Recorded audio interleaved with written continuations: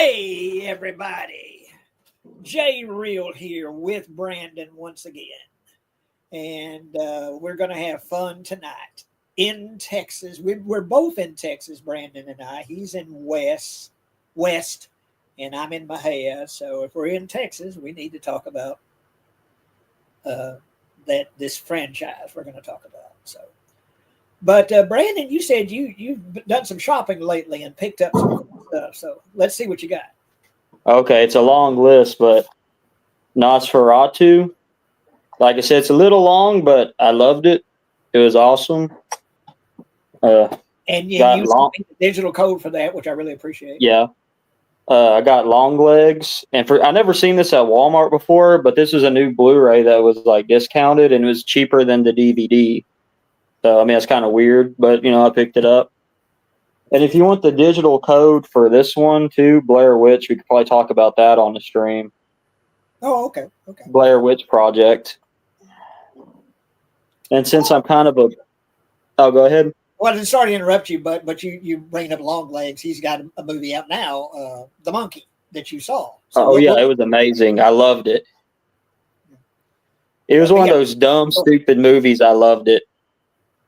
It reminded me of kind of like a Sam Raimi, like Evil Dead 2 cheesy kind of movie. Yeah. And everyone wanted the popcorn buckets, but they're out of the monkey one. We went to the Cinemark with the reclining seats because that's a good theater, but we stopped by the AMC to see if we could buy the bucket, but they didn't have it. And I'm a bit of a bookworm, so I got Robert Bloch's Psycho, and I'm on chapter 6. And is this a new Greg Brewer? Well, hey, hi Brewer. Yeah, we're doing good. Hi, Greg. It's the weather's getting hot here in Texas, but it was like here, like in the mid 80s or something, and like a week ago it was 22 degrees, and that's Texas for you. That's Texas for you. A 60-degree increase in temperatures in a week's time. But Robert Bloch's Psycho, to which if you never read this, Norman Bates is a little different in it, and it's an interesting read because you kind of, when you see the movie, you see Norman you see him like reacting to stuff, but you actually kind of get to know what was going on in his head in this. So I should knock this out pretty quick. How do they, in the book, how do they write the mother stuff where like the mother's talking to him?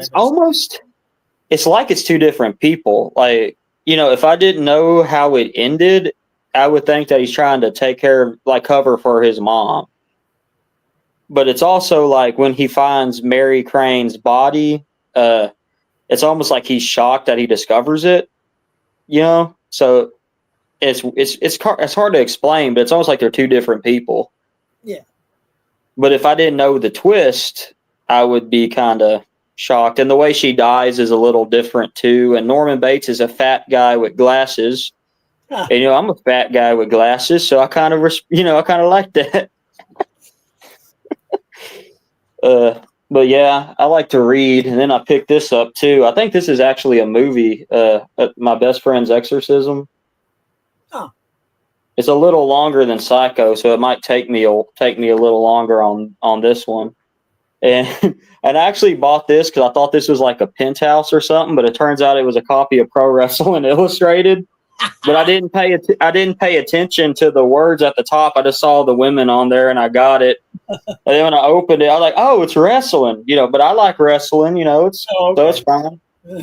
And then I went to Half Price Books, and I've been going through some stuff. So I said, "Show me the self-help section," and I found How to Suffer in 10 Easy Ways. So I haven't read this one yet, but it'll probably be next after Psycho. How to Suffer in 10 Easy Ways. Yeah. How to Suffer in 10 Easy Ways. And then I got some movies. Red Dragon, which I watched not last night, the night before last night, and I prefer this to Manhunter, except for the serial killer. I think the Red Dragon is better in Manhunter. Do you see? Yeah, I just like, I like, other than that, and also it's supposed to be a prequel to this film, but everyone's like 10 years older. So like it was kind of confusing. And then I was like, oh yeah, it's supposed to take place before this. Yeah. But since, they're all older. But Well, of yeah, I course, got the Silence. remake with Anthony Hopkins, as Hannibal, Yeah. in the remake or Red Dragon. And I picked up Silence of the Lambs because, I got Red Dragon. I was like, might as well get Silence of the Lambs too. That was my favorite part about that movie is the guy who plays Buffalo Bill. He's like, wait a minute. Was that a big old fat person? A real fat person. Yeah. And then that's one of those movies that I don't know if you could really make that nowadays with how easily, with the whole transgender stuff, people might get a little up. Yeah, he's in the whole where he tucks himself and. But we're going to get into that with one of our movies we're talking about today. Yeah. And then I got the final cut of Blade Runner, and it might sound stupid, but I had 2 other copies of this, and I still didn't know what was going on, so I got the final cut. Yeah. Because there's like a director one, a theatrical. Or something called director's cut, but I may have the final cut. I think maybe I do have the final cut. I don't know. I wasn't too sold on it, but my friend Darren said just watch. You just watch them and pick the version you like. So I'm gonna give it another shot with that one, and I might like it better. The first time I saw Blade Runner, Harrison Ford, there's narration with him. Yeah, that's the one I saw too. Yeah, and but every release I saw since then takes away the narration, and I like it better without the narration. But and then since I'm a Universal fan, I jumped for shit when I found this. It's not Universal, but it's Boris Karloff, The Island of Monsters. Oh, cool. And I ain't seen that one before, so it'll be interesting to see. And it comes with a bonus one called The Chamber of Fear, which was made in the 60s. So hopefully it's better than The Terror that he made at the end of his career, because that was kind of a letdown when I watched that one. Yeah. Yeah, and it's like Jack Nicholson, Boris Karloff, The Terror. I'm like, this is going to be killer. And I watched it. I'm like, this is kind of boring.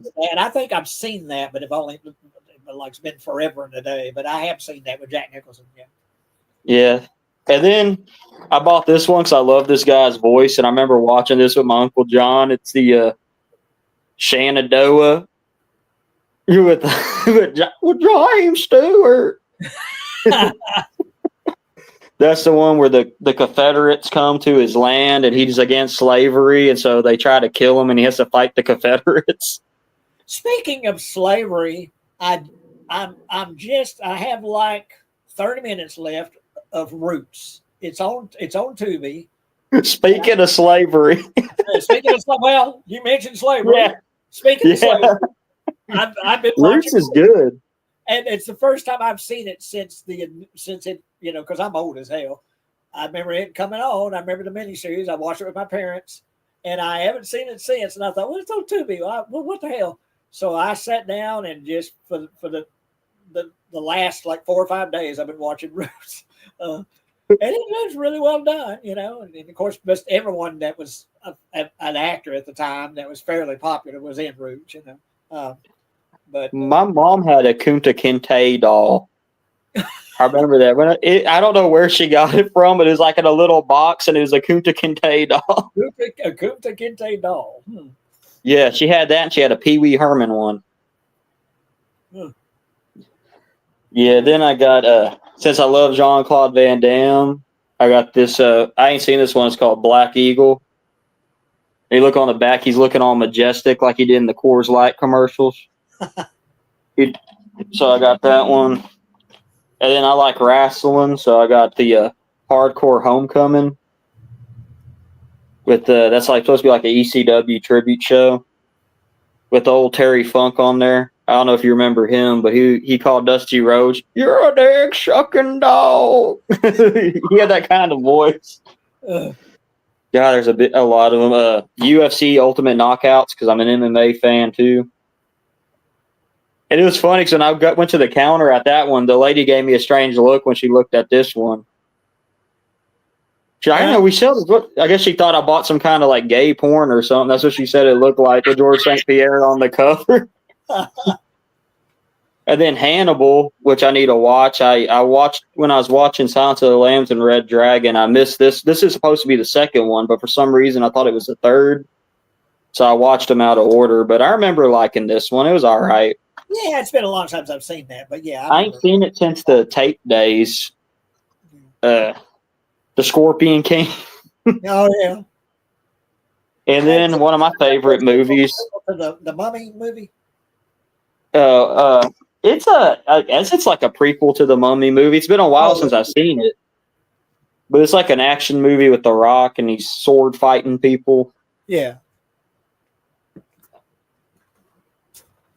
And one thing I forgot is I don't know if you noticed, but like the DVD menus for like because like, these are old, they're like so cool. Like the Red Dragon one, it's like going through Hannibal's cell and stuff. And now you put a Blu-ray in, it just says play. The best ever is House of a Thousand Corpses with Sid Haig. Oh yeah, with Sid Haig talking shit. Yeah, he's like, you better pick one of these options. And he talks through the whole menu. You know, well, you wouldn't be fucking with me now, would you? and this is one of my favorite ever menu is House of a Thousand Corpses with Sid Haig. That's one of my favorite ones, but the other one I liked was the old Nightmare on Elm Street set, where you put the disc in and you could go around the boiler room and find the bonus features. Oh yeah, yeah. But then the Omega Man with Charleston Heston. I just about a month ago watched The Last Man on Earth with Vincent. Oh, with Vincent Price, yeah. And you know it's I am Legend. You know, basically it's the I Am Legend story. You know, and Omega Man's another version of that. Yeah. Yeah, The Last Man on Earth. That's one of those movies to where I always laugh because the monsters sound like they're drunk people knocking on Vincent Price. Morgan. And then I got this. I'm gonna play this with my sister and her boyfriend whenever they come down. It's the Halloween Movement board game, whatever the hell that means. And it's some kind of board. It's a board game, a Halloween board game. Where'd you get that? Barnes and Noble. Oh. Hopefully they enjoy it because I saved up. Well, it's $59.95. I paid like 60 plus tax, so hopefully it's a fun experience. They have a Scream one too, and the worker at Barnes and Noble told me that the Scream one, you get some kind of app, and Ghostface will call you on the phone while you're playing the game. So if I have fun with that one, I might save up and go back because then board games are expensive. What happened to like Candyland and stuff being like $10? Yeah. But that's it. I went through all those. Well, cool. You got a good haul there. And some sad news. Just learned that Michelle Trachtenberg passed away. And I was like, good Lord, you know, because she couldn't have been very old. So I don't know what she died of. I didn't see how she died. But yeah, Michelle Trachtenberg died. And like I said, I don't know details about that. I don't know, you know, if she was ill, if she had cancer, or what the deal was. So I don't know. Oh, that sucks. Yeah, I don't know. I don't know what it is, but it always seems like people die like in. I don't know. It's weird because like my mom died last month, and then my godfather died like two or 3 days ago, and then it seems like the celebrities and stuff die too. So it's like really weird. Now we're having plane crashes. We didn't have plane crashes. Now it's them right in a row. We're having a bunch of plane crashes. Yeah, and it's weird. Greg says she thinks she's 30, was 39. So dang, that's young. She had I don't know. Like, so I'll have to do some Googling and find out, you know, what the deal is. You know, what killed her, because it had to be an illness or something. You know, that name sounds familiar. What was like? Who was she? What all was she in? I've seen several films that she was in, but yeah. Hang on just a minute.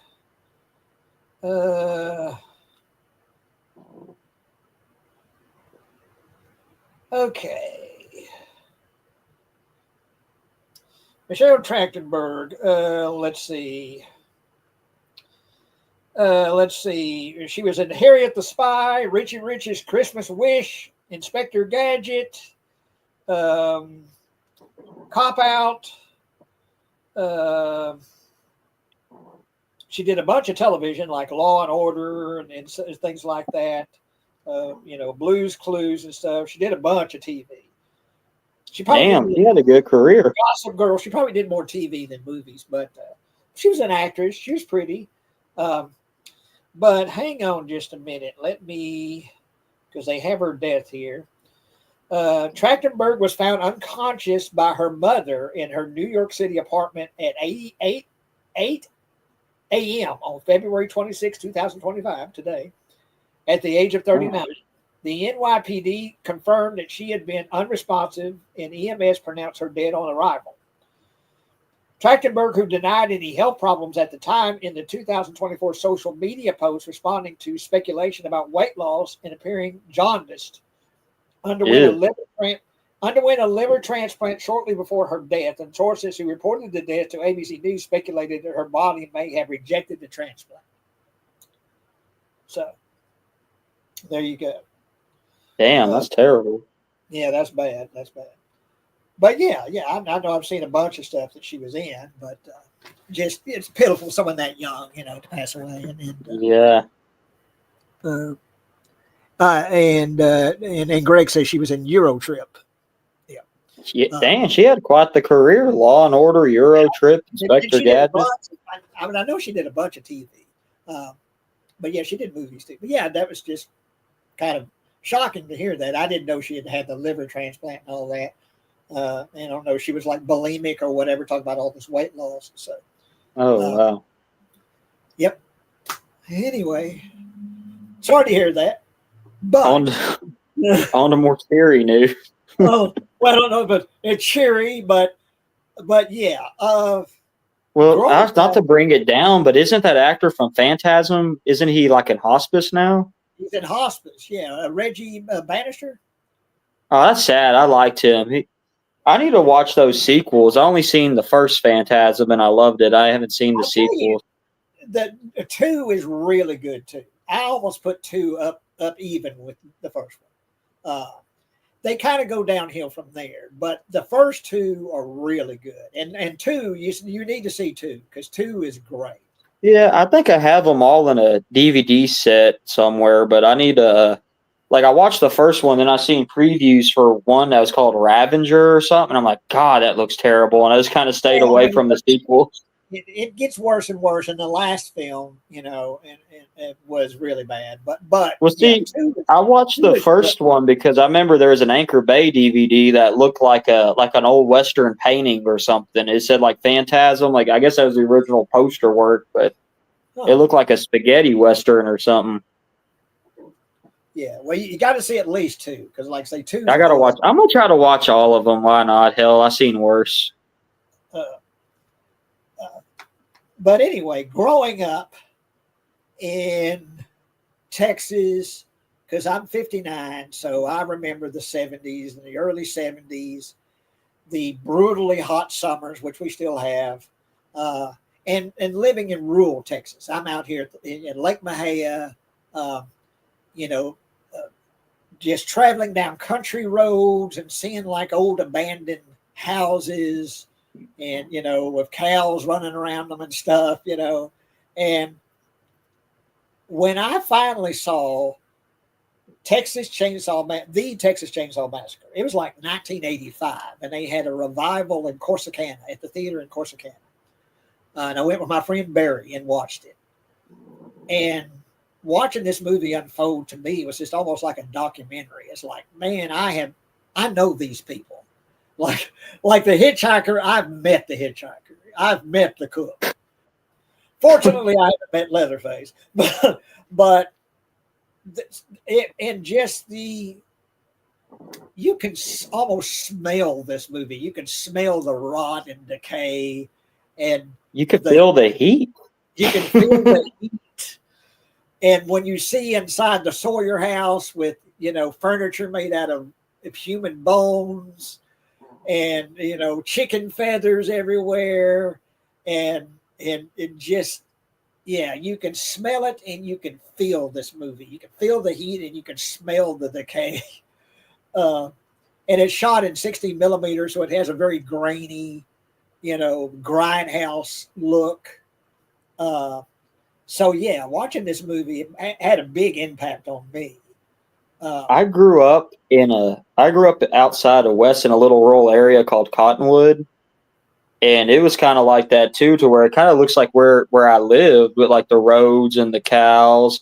And when I was a little kid, I got so scared of Leatherface. I don't know why. I wasn't even watching the movie. I just came home from school. I got so scared, I ran like a mile up the street to the next house crying and shit.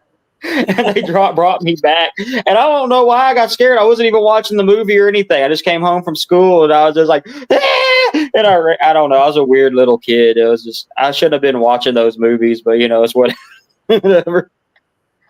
Well, just imagine at the time, this is 1974, and it's kind of a 1-2 punch during that year of The Exorcist and Texas Chainsaw Massacre. These two films that really got into such dark and the subject matter. And this movie, it was very low budget independent film. Tobe Hooper directed, and Ken Hinkle, co-wrote it with him, which we'll talk about Ken Hinkle here in a little bit. But it seemed like they just found crazy people. Like the one who scared me the most was the cook, because he'd go from being nice and he's poking her with the broom, and then he's like, "It's okay," and it's okay. Edwin Neal is it's a good knife, and then talking about head cheese, and my daddy loved head cheese. I do too. Go to Slovacek's. Go to Slovacek's, get you a big. You know what? That's what I'm going to do on the next stream. I'm going to go to Slovacek's and get a big old deal of head cheese and eat it.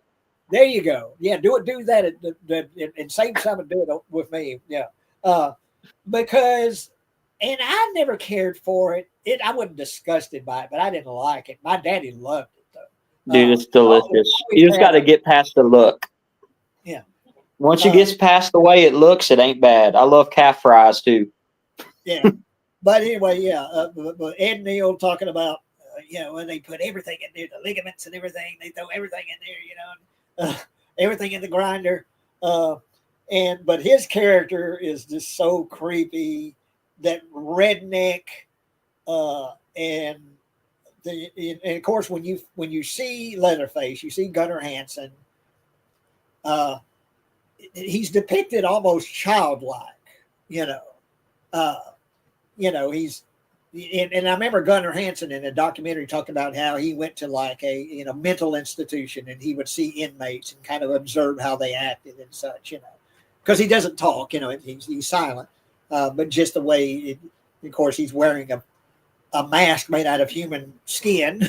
Well, isn't he kind of like he is mentally challenged, because he does kind of make weird like little grunts. Yeah. And then there's one part, it kind of makes me laugh, but he's like he's like freaking out, like, where are they coming from? Well, yeah, there's this, it's a close up, and of course, it's this a gang of teenagers, and they're traveling, they're going to a relative's farm, and because they pick up the hitchhiker, they pick up Edwin Neal, to have that scene with him, and then when Gunnar Hansen is drags that guy into the house and then slams that metal door, which is one of the most famous shots in movie history, him sliding that metal door. But yeah, you have that shot where it's just him, and he's sitting there kind of like going, what the fuck, where are these people coming from? Of course he doesn't talk, but you can see the despair on his face. It's like, the thing that works about that movie is there's shit that's scary in it, but there's also stuff that's like almost like a black comedy or something, because the cook comes home and he's like, look what he did to the door. Got no respect. And he gets the broom and he's like, did you get him? And he's like, and he's like, "You damn fool! You rocked the door!" And he starts beating him with the broom. And doesn't he call Edwin Neal a nap-haired idiot or something? He's like, "You nap-haired idiot!" Starts smacking him and shit.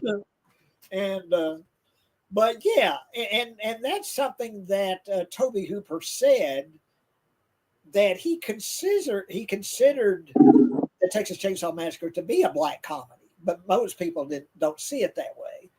I really don't see it. I do see the humor in it, definitely, because we'll talk about part 2, or and definitely that goes in a much more comedic slant. But well, we can't forget about Grandpa. And then Grandpa. What about old Grandpa? We can't forget about him. He was a young guy, young actor in heavy makeup, prosthetic makeup, because the girl gets Sally into the house, and they're going to knock her out, because they have a business, and the business is selling meat and selling steaks and whatever. And it just so happens that those steaks come from people. And so they're the plan is to knock Sally out to prepare her for slaughter. But Grandpa is supposed to have the honor, And so they wheel old Grandpa out, and he's just, this ancient old man. He can't move hardly.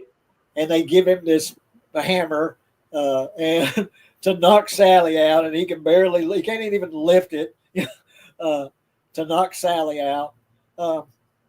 And just that whole scene in the dinner scene, the dinner table.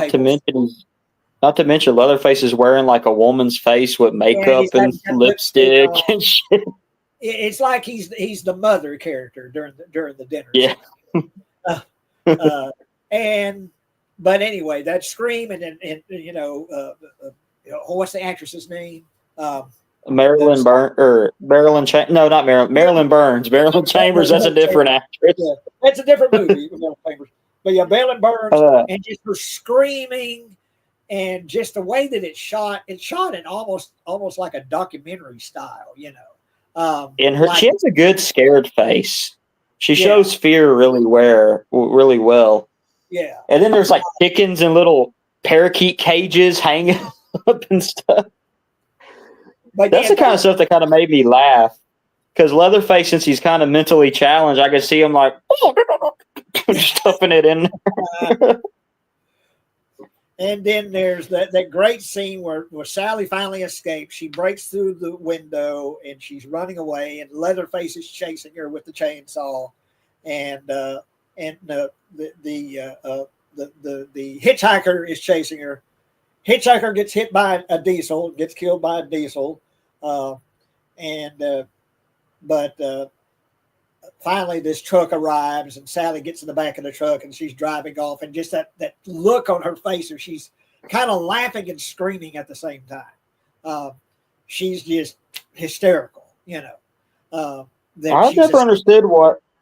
I never understood why the truck driver, why he didn't jump in the car too. I would have opened up the passenger door and got in. He just ran, and he was a big boy too. He wasn't going to get far. Yeah. But yeah, that last shot of Sally just laughing and screaming at the same time, just where she's lost her mind. And then you get that great shot of Leatherface, and he's swinging the chainsaw around, and he's, and then it cuts to black, and that's the end. But amazing, very effective movie. Very little blood. There's a movie you would expect would be gory. It's not gory at all, but very effective. Great that it's just the way it's edited, the way it's shot, the way it's acted. It's the ultimate grindhouse movie. I think it makes it feel more real that it's like, because when he's cutting up Franklin, I mean, you see Leatherface he's going like this with the saw, and he's coming down. And to me, it looks like, it's almost like he's so in my brain, I'm like, oh, he stuck it through him, and now he's going up, and now he's coming back down to cut him. And so in my brain, I'm putting it together. But if they would have done some special effect, it probably would have looked like shit, Yeah. And it's just with the budget constraints and such as that probably is one of the reasons why they didn't, really go into heavy makeup and stuff. But I think it really works well because of that. And let's talk about the most annoying character ever to enter film history, Franklin. Am I a bad person for not liking him? Or I didn't hate him, like he did his job, but when he died, I was kind of like, well, at least we ain't got to hear him no more. Like, is that bad? Because I know he's handicapped. Because I felt bad. I'm like, damn, he's handicapped, and I'm hating on the wheelchair guy. But when Leatherface got him. Well, he's the most irritable character like ever in like movie history. Franklin's like he's the one that just gets under your skin the most. Just about any movie I've ever seen. It's Sadly, push me down, Charlie. And then isn't there one part where he's like, did I say something that made him mad? Hitchhikers. The kind of, the blood, marks on the van, that he made. And then the meat hook scene with dang, I forgot the character's name, but it's the girl where they do the famous shot where they show her like her ass and it goes under the swing. Yeah, and he hangs on that meat hook, and I feel it every time I see that. I just feel it, man. That's what I'm saying. It looks, the way it's edited makes it seem like it's almost like a documentary. Almost, it's just like there's a camera following real, following everyone. Yeah, around. crazy people. Anyway, the blood. I was going to say the blood and the little bit of blood you do see, it does look kind of red. And usually in movies from the 70s, it looks like paint. So, what little bit you do see, it looks kind of good. But anyway, it is the ultimate, I guess, what I would call grindhouse movie is, the Texas Chainsaw Massacre. Like I say, you shot on 16. Yeah, I mean, for a lot of people, this is the number one horror film.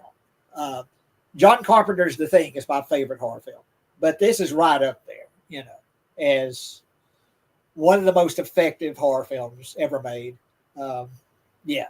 And shot with little or no money, just great.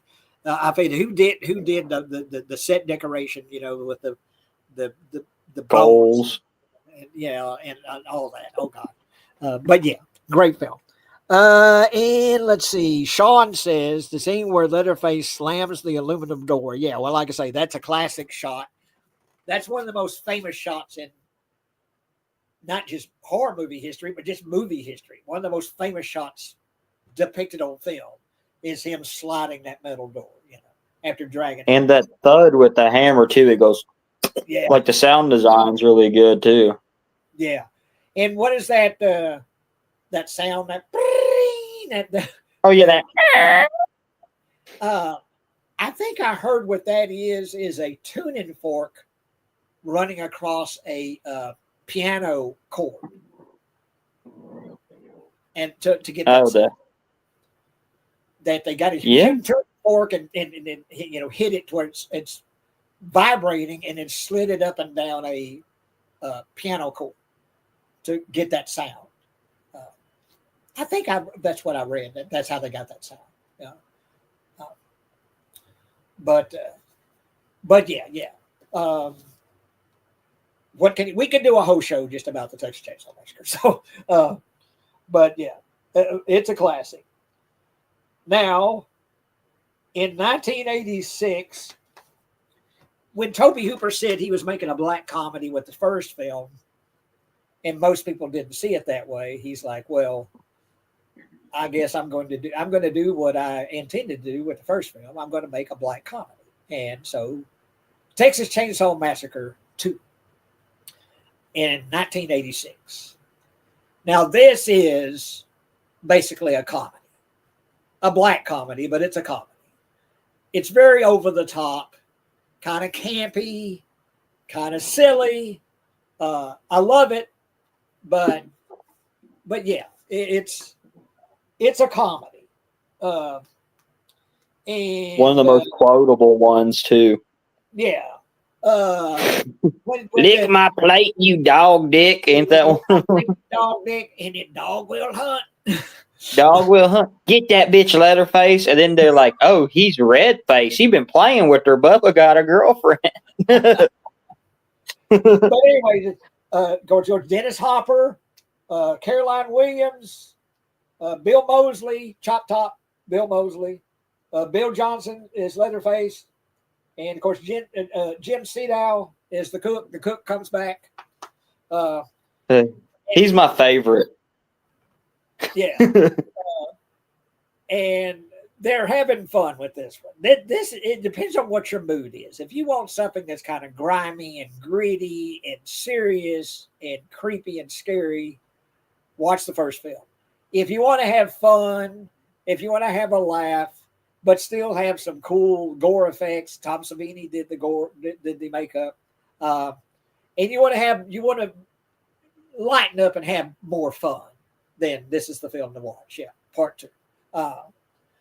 Like you say, quotable lines. There's so many quotable lines in this film. Do you remember the weird chainsaw scene where she's like in the cooler and it's almost like he's like dry humping her with the saw? Yeah. And he's like, how good are you? And he's like, I love that movie. It's crazy. But it's why make the same movie twice? He did something different. I'd rather see something different. They ain't no use doing the same thing over. Exactly. Yeah. And the mood is very different. Like I say, this one is more fun. It's more almost silly in places, more over the top, kind of campy. Old Dennis Hopper is overacting his ass off. Was Dennis Hopper at a low point in his career when he did? Because it's kind of I find it hard to believe he was doing this. Because when I think of Dennis Hopper, I think of like Academy Award winner, Dennis Hopper. Well, one of my favorite movies ever is Apocalypse Now, and I love him in that. But yeah, Dennis Hopper would do some kind of unusual stuff. He'd do some kind of weird films. And what's the other line from Chop Up? She's my favorite. I like when he had a wig and Leatherface. Fuck you messed up my Sonny Bono wig. God damn. when he hits him on the top of the head with the chainsaw and sparks fly from his. And then he tells the cook, he's like, you wouldn't have a business if some crazy gook didn't do this to me. No VA money, no business or something. And his plate is dented. And he's like scratching it with a hanger and like lighting it and scratching it. His skin is coming loose from the scalp, exposing the metal plate. And yeah, he gets a metal coat hanger and he's always, scratching his scalp with the metal coat hanger. But once he spits on it first, don't he? Then he he scratches the chili cook.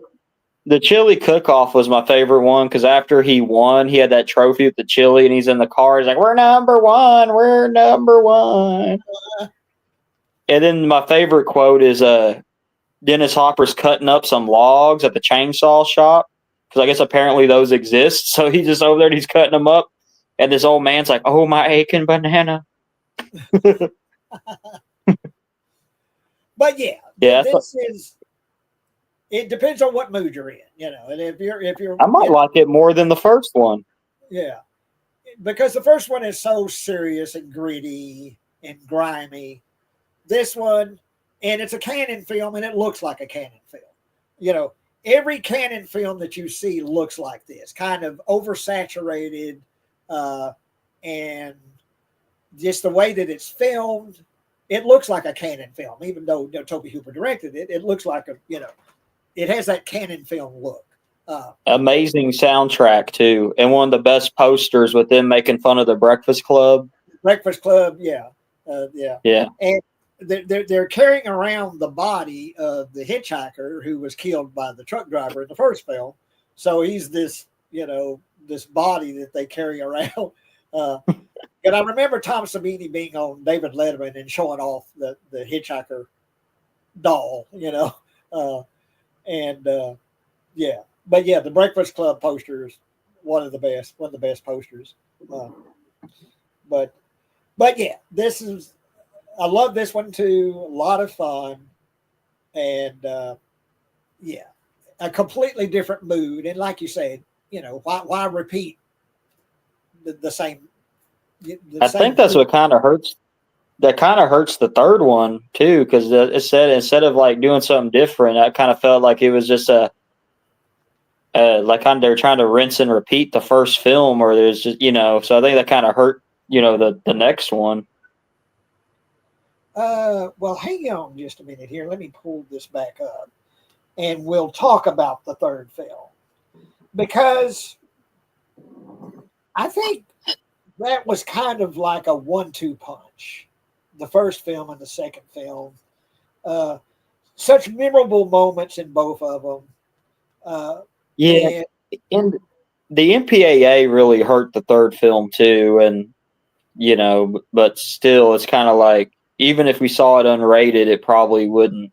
It still feel kind of I don't know, like mainstream. I guess would they try to make it kind of mainstream, but do the same thing? This was I actually saw this one in the theater, part 3, and yeah, it's only okay. It's not terrible. I'm not hating on it, but I feel like it's lesser. It is lesser, definitely lesser, particularly lesser than the first 2 films. It's kind of like you say, kind of by the book. They don't really, with the first 2 films, they kind of, that whole feel about the sort of the redneck maniacs. That one is not really as strongly felt in the third film. It's just kind of like Leatherface, going nuts on people. And where did these family members come from too? He just happened to always paint that from the second film on. There's always new family members, and it's only okay. Yeah, part 3 is only okay. There's some okay kills in it. And then when he gets the chainsaw with the Sawis family, Oh, that was cool. The speak and spell scene was cool, where he has a little speak and spell and it shows a person. He types food, and it's like wrong, and he gets mad. But what's weird is I could have sworn when you watch that movie, it's been a while. Doesn't Ken Foray get like his head chainsawed or something, and then he pops up at the end of the movie? Think about that. Yeah, you see Ken Foray get cut the fuck up, and then he comes back without a scratch on him later. And I think that was like when they went back and refilmed him coming back. I think the original idea was that he was going to stay dead, and maybe there was a test screening or something. They didn't like that, and so they filmed him coming back. After getting his fucking head basically chopped off. Yeah, because I think he's like, "I made it. I'm okay," and I'm like, "What? Wait, what?" And I don't know for sure if that's the case, but I think maybe that's what happened. They did some reshoots bringing him back because I guess maybe they had a test screening and they didn't like that he was killed. Or maybe it didn't cut him deep enough. It missed or something. I don't know, but it looked like it cut his head. Like, yeah, and there's a lot of blood, and then when he comes back, he barely has any blood on him, and it's just like, and for me, the best thing about Chainsaw 3 is the trailer. The Excalibur. Oh yeah, where you get the chainsaw coming out of the water, and Leatherface catches it in midair, and it's the Sawis family. That's the trailer. I think is better than the movie. I kind of want to see Leatherface in Excalibur or something. Can you imagine like Leatherface in some fantasy world, like cutting up people and shit? Yeah. But yeah, it's okay. Yeah, part 3 is all right. Cool to see Ken Foray, and it's okay. But the next film, holy shit. That's the main reason I wanted to be on this one, because I want to talk about this one. This one's crazy. When you mentioned we should do a show about Texas Chainsaw Massacre, this is basically what you wanted to talk about. Hell yeah, it's the main one. And the original title of this came out in March of 1995. The original title was The Return of the Texas Chainsaw Massacre. But upon release, they renamed it Texas Chainsaw: The Next Generation. Is it Texas Chainsaw Massacre? I think Texas Chainsaw Massacre: The Next Generation. And it's directed by Kim Hinkle, who co-wrote the first film with Tobe Hooper. God, I hardly know where to stop and where to start and where to end Well, with this. You go ahead. you remember the flea market that was kind of by the Circle in Waco? I Yeah. think we talked about that on the last one. I bought it from there, and on the cover it was like a 18-wheeler with like a lipstick chainsaw thing, and Leatherface was kind of reflected in it. I'm like, this looks badass. And then when you turn it over on the back, Leatherface is like in drag like this with a chainsaw, and I'm like, what the hell? And so I knew it was going to be different, but I didn't expect it to be that different. And Matthew McConaughey with his robot leg beating up his spouse, and Leatherface is like a full blown drag queen and screaming and basically Leatherface is a transvestite. yeah. And yeah, it's a bad movie. It's one that I don't even. It's to me. It's laughable though. It's laughable. There's no story to it really. It's just basically, Matthew McConaughey going nuts. Renee Zellweger's in it, who became, famous later, Jerry Maguire and such. Dude, so yeah, Renee Zellweger. Thank God those movies came out before this one, because I like her as an actress, but I'm wondering, I was like, damn, that's terrible. It's a good thing this movie didn't come, it was shelved, because that would have probably killed her career before it started. Yeah. Bless her heart. That was a. But and then they order pizza, and she's in the trunk, and she's ordering pizza. Scream! Someone's gonna get the license plate or something. She's just being quiet in there because she's scared of her. I would have been banging on that shit. Yeah. Yeah. And then the Illuminati shows up. That's the part everyone forgets. Basically, they say the family are members of the Illuminati. That guy has the nipples. He has like nipples on his belly with rings, and he starts licking Renee Zellweger's face, like, and then he's like, "I wanted you to show them what fear was." The reason, if you're going to watch this, the reason to watch it for me is Matthew McConaughey, because he got the joke. He got the joke, and he's fully in this film. He's all in. He's not holding back. He's he's having the time of his life. He's not ashamed of it either. No.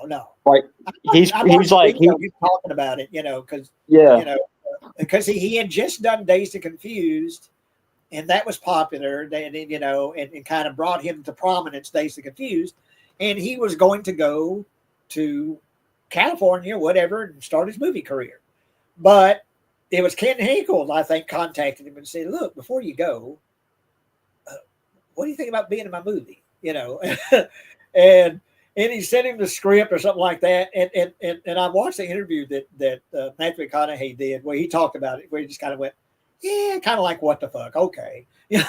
So he took a pause between going off to California and starting his movie career to go ahead and do this Texas Chainsaw Massacre movie. Thank God he did, because I think he saves the movie. Yeah, him and his girlfriend. Yeah, him and his girlfriend. I like that character too, and they'd be beating the shit out of each other, and but the Illuminati guy's one of my favorite ones too. And then doesn't Matthew McConaughey get killed by a crop duster? The crop duster's just flying, he scoops down and hits him, and but yeah, it's bad. It's one of those almost so bad it's good movies. I used to hate it. I really did. I used to hate it, but now I love it. Just have a couple beers, get drunk, and have a good time. Yeah, it almost has sort of a Troll 2 feel. Where it's just so bad and so weird that you can enjoy it on that level. Don't go in expecting to be shocked or scared or anything. You're just going to be. I was shocked by the Illuminati. I didn't expect the Illuminati to pop up. You're just going to be watching this movie kind of with your mouth open, going, "What the fuck?"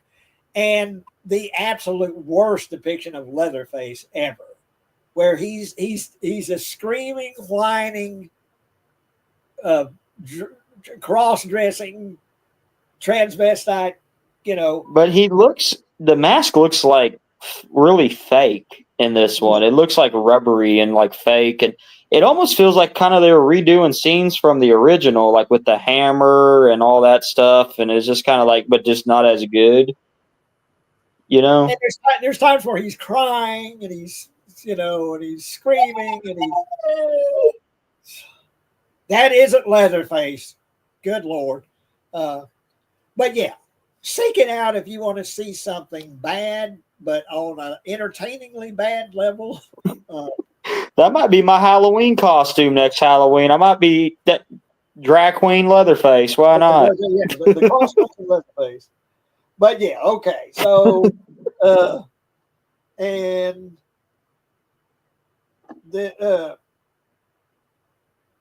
now, having talked about that, we didn't see anything from the Texas Chainsaw series until 2003. I wonder why. And because that pretty much killed it. Is it? Oh, okay, that killed it. The Next Generation, but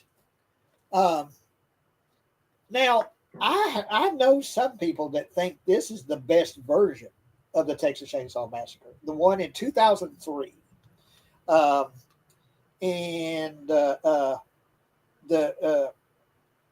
it's directed by Marcus Nespel, and it's a remake of the original Texas Chainsaw Massacre. Now they follow a different path. It's a different story. You got different characters. R. Lee Ermey I love him in this film. He's my favorite. Yeah. He's a bad guy. He's the sheriff, is he? Yeah, and he's kind of quotable too, because instead of a body bag, he has saran wrap. He's like, "All right, let's wrap the bitch up." And they're just like, Leatherface is good. He's good. He's scary. I'm hit or miss on his mask though, because sometimes the mask looks kind of scary, but I feel like the closer you get to him or the more it's lit up, it kind of looks kind of like, like I don't know. The mask is hit or miss for me. Some scenes it looks good, some scenes it kind of just looks. I don't know. And it's shot in that sort of film stock, and kind of similar to like the beginning of Saving Private Ryan. That's kind of grainy-ish film grain, the way it's shot. I call it Dookie yellow, or piss yellow, or Dookie green. It's very yellow. It's, but I think it's effective for the movie, the way that. I love the shot to where because the hitchhiker is different in this one. She's someone who escaped, and she pulled a gun from, I guess, her cooter. She has a gun inside her privates. Yeah, she pulls it out her cooter and just goes bam, and then you see like the camera go through her mouth and exit through the back of her head. So that was I like this movie a lot. It's just one of those deals to where I feel like this is like the Hollywood one. Yeah, kind of like with part 3, to where it's like, okay, this is kind of like polished. This is like the polished, nice little HD looking one, Yeah, it's still grimy. It's still gritty, but yeah, it's definitely.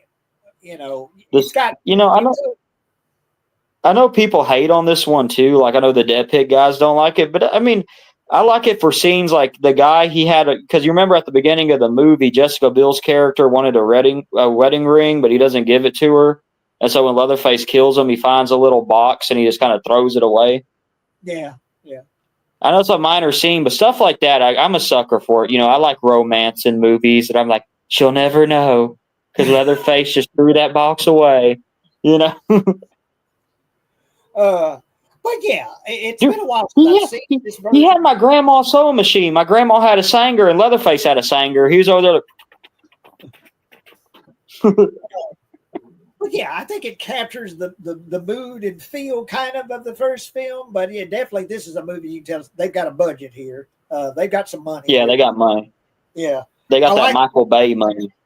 I like the house. I like the house in this one. But yeah, it's effective. It's well done, well made. And like some people prefer this version over the original.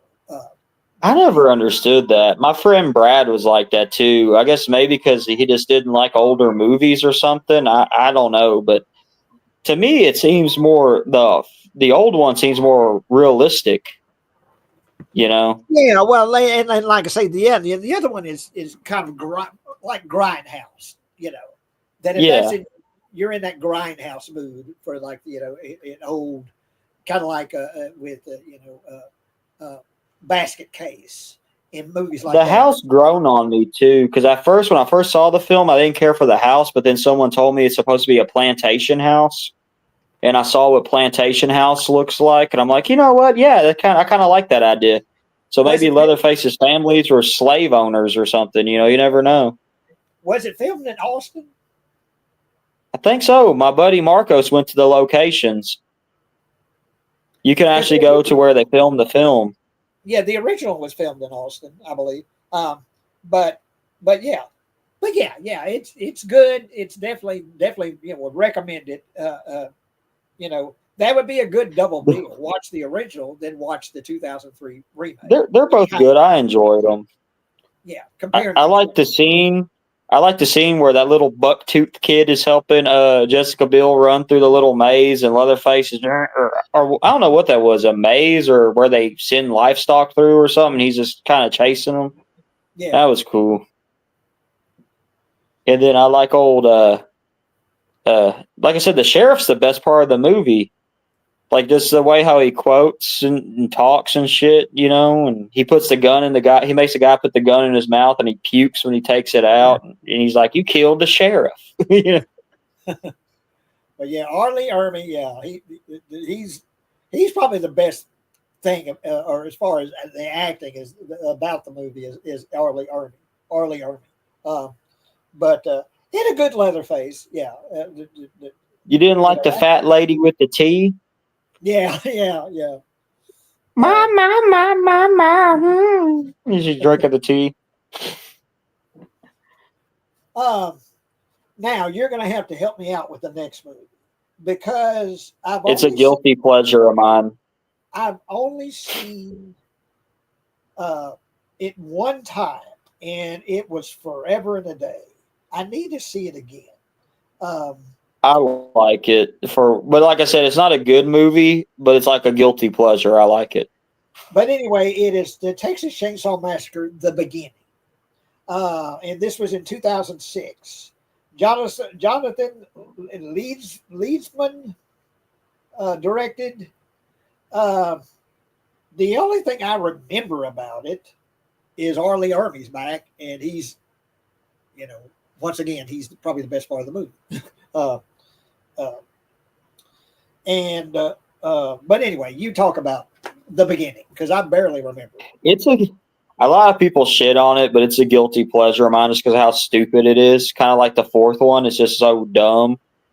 Like there's these guys that are supposed to go to Vietnam, and one of them's really into it. They're at a cheap motel. I call them the no-tail motels. They're like the Thunderbird Hotel in Hillsboro. It's real nasty looking, and the water's green. And he's like swimming in there with a knife in his mouth and shit. And the other one's a draft dodger. And they get attacked by a gang of bikers. So I guess in the middle of nowhere, bikers show up, and they, hello, new content soon. Stay tuned. Yeah, that's weird. The new content soon. Stay tuned. But is that Kathy? Yeah. I don't know what that means though. The new content soon. Stay tuned. I don't know what that means. But yeah, hey, hello. Yeah, they get attacked by a gang of wild bikers out of the blue. And then R. Lee Ermey shows up, but he's not the sheriff yet. I forgot the best part. At the beginning of the movie, Leatherface gets shit canned from the slaughterhouse because it's going out of business or something. He kills a guy, and then that's why they have to go get Leatherface, and R. Lee Ermey shoots the sheriff. It's been a while since I've seen it, but you get to see Leatherface get born. There's a scene in the movie where another fat lady gives birth to Leatherface in the meat market, so Next time you go buy some steaks, think of that.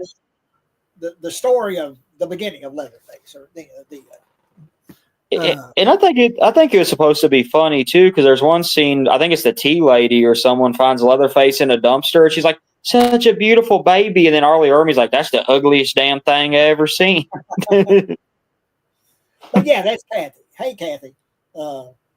thank you for joining us, everyone. Everyone that's joining us, thank you. But yeah, this one I need to see again. It's The streaming ending is dumb. The ending is dumb as hell. It logically makes no sense. I don't want to ruin it for you, but it just makes no sense. And Darren Burrows, hey Darren. Yellow. Hey Darren. But yeah, the beginning I need to see again. And hang on, can you talk to the audience for just a second? Let me find something.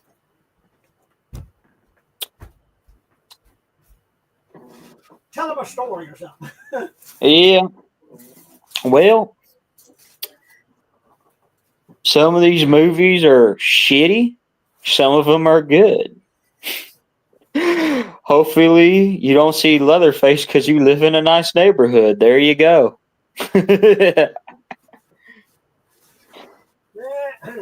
Man, it's just the ending to that movie for y'all who've seen it. I know it's old as hell. I ain't trying to spoil it, but it logically makes no sense when you, because Leatherface looks like Roman Reigns or somebody. He looks like a big old like WWE dude, and he's able to slide into a very small space with a chainsaw that looks almost as big as his body. And but yeah, I mean, I like it for what it is. You know, it's not. What was it? You know, which was it? Was it the third one, fourth one, where he's picking up that huge chainsaw and he's like just doing that with it? And it's just like, man, that thing probably weighs like 75 pounds. That's strong to do that. It might have been. I know in the third one he rips a trunk off a car.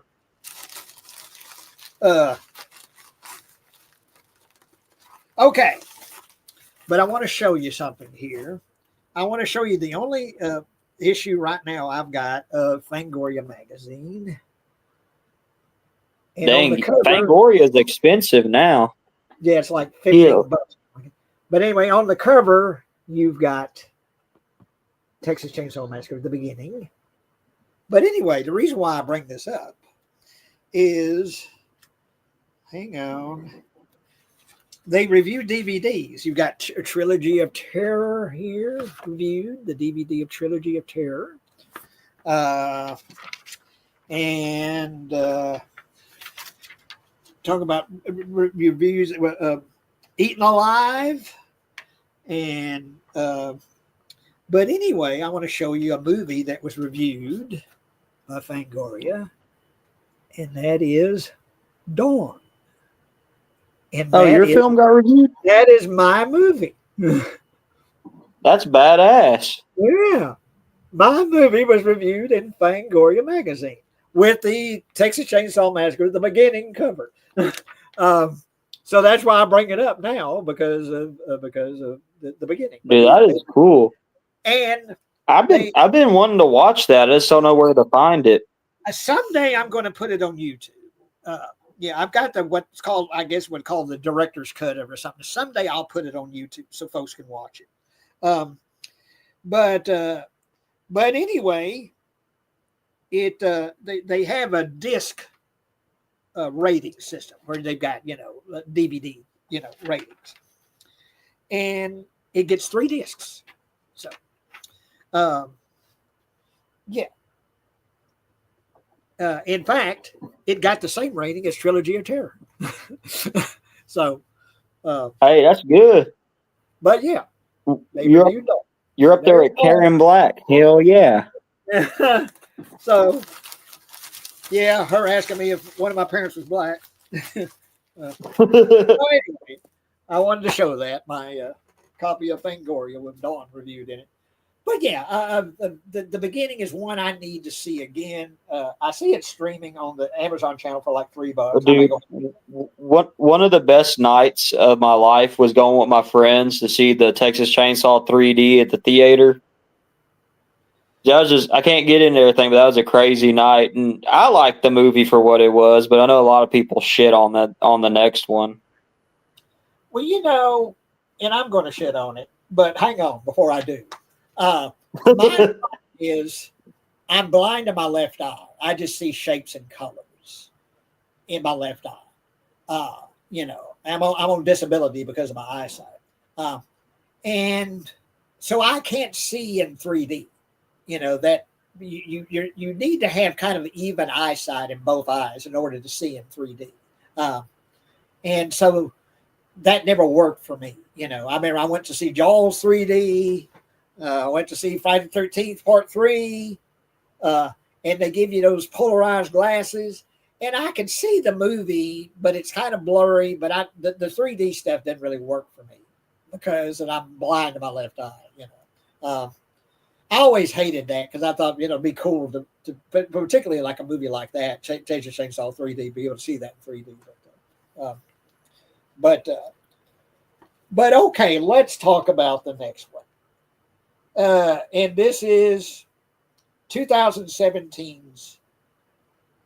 No. Okay. No. Texas Chainsaw 3D. Yeah. No, I'm not going to shit on this one. No. I thought you were talking about Leatherface. No. That's a weird one. Yeah. But let's go to 3D. Yeah. Yeah. 3D I liked. I didn't love it, but I liked it. I like the "Do your thing, cuz" line. Yeah, it just made no sense. To me, it's another silly, stupid one. Yeah, you know, it's just fun. It's fun. Yeah, it's fun. It's one to have fun with. And of course, the big deal that a lot of people make is the timeline, because this is supposed to be a direct sequel to the original 1974 film. She looks good for her age, don't she? And so, and then you've got the police and all that going to the Sawyer house, and all of a sudden, Leatherface has got a big family. A bunch of big bearded guys too. It looks like ZZ Top or something showed up to help him out. And you got Bill Moseley's there, Gunnar Hansen's there, as part of the family. And there's this big shootout, kind of like the beginning of Devil's Rejects. That's well done. I like the big shootout at the beginning. But yeah, all of a sudden Leatherface has got this big family, where before it was just the cook and the hitchhiker and grandpa. Now he's got this big family, But they show up, there's a big shootout, everyone's killed, and the house is burned down, but Leatherface escapes. And then, what's her name? She's gorgeous as hell. What is that? Are you talking about the main girl? The main girl. Damn, I forgot her name, but Alexandra Daddario. Dude, I had the biggest crush on her. I was like, that's gonna be my wife one day. She is gorgeous. Yeah, she's hot as hell. But here's the thing. She got the prettiest eyes too. Her eyes are as blue as the water in my toilet bowl. And their cell phones now. So this is supposed to be when she's introduced, like 30, 35 years later, and she's like maybe early 20s or something. Yeah. Yeah. The timeline doesn't make any kind of sense. But it's a movie to have fun with. I like Leatherface in this one. I think he's pretty good. There's some good kills in it. Leatherface is good for being old too. He's running around good at his ripe old age. How old would he have been? Like 80 something? and the girl finds out was birthed by one of the Sawyers. So she's going back home to her original home to, what is it? Is it she's going back to a house or something? What was the story about that? She's going back. It was her to get the inheritance or something. It was like she inherited the house, and it was like her great grandmother or something who took care of Leatherface. And at the beginning of the movie, damn, I forgot his name, but it's that fat old dude who got hacked up in hatchets. Like, you need to read this letter before you go in the house, and she doesn't read the letter. And then at the end, you find out all this could have been avoided if she just read that damn letter, Yeah. And he's like living down there, and it's a crazy movie. I like when Leatherface goes crazy at the carnival. Yeah. It's one to have fun with, and like her at the end after the "Do you think?" Cuz and Leatherface chops that guy up. And then she's like caressing his face, and it's like, oh, Leatherface is getting some love. He's getting some, Let's you go know, home. yeah. And he's kind of sad, and she's, And there's like there's like a Hatfields and McCoy thing in it with I think it's Clint Eastwood's son is in this movie too, so it's almost like a two family thing to where like the family that killed Leatherface's family is they're fighting with the Sawyers or something. yeah. Yeah, screw my family and friends, cut them up, cuz. I barely know you. And you wear skin on your face, but you're my blood, so fuck all these people. But yeah, and like I say, once again, it reboots the family. It's like you got it's supposed to be just a sequel to the original movie, but yeah, Leatherface has got this big family now, and so a lot of stuff doesn't make sense, and the timeline certainly doesn't make sense with her. It's supposed to be like 40 years later or something, and she's this young 20-year-old. I did, even though it didn't fit, I did like the scene where the cop was using his cell phone as a flashlight and he was going like this, and you kind of look around the house. Yeah, yeah. It doesn't make sense because it should be the 90s, but whatever, it's fun. And I like the sheriff, the black dude who's the sheriff. He was one of my favorite ones in this one too. Yeah, yeah. But yeah, it's one to have. It's kind of stupid, but it's one to have fun with. I enjoy it. But hang on just a minute.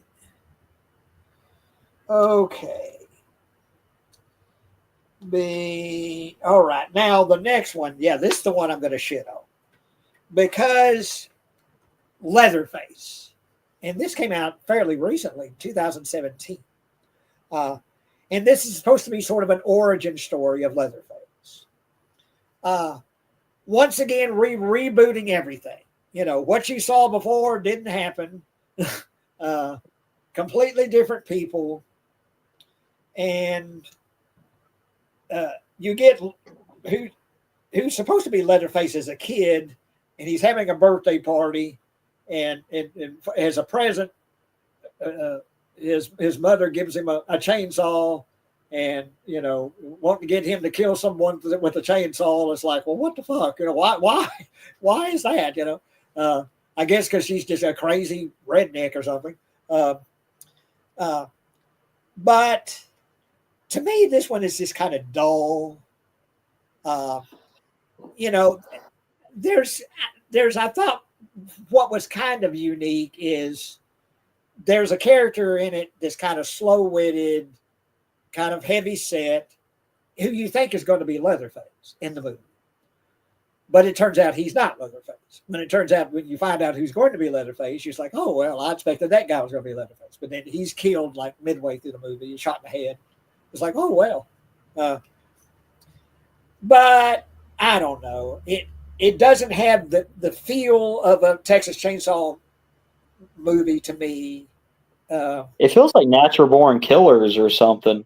Yeah. Like to me, I was more interested in that couple than I was Leatherface and the family. It's weird. It's like those weird straight to video Hellraiser movies. That's like a different movie, has nothing to do with it, and it's like, okay, the Cenobites just showed up for no damn reason.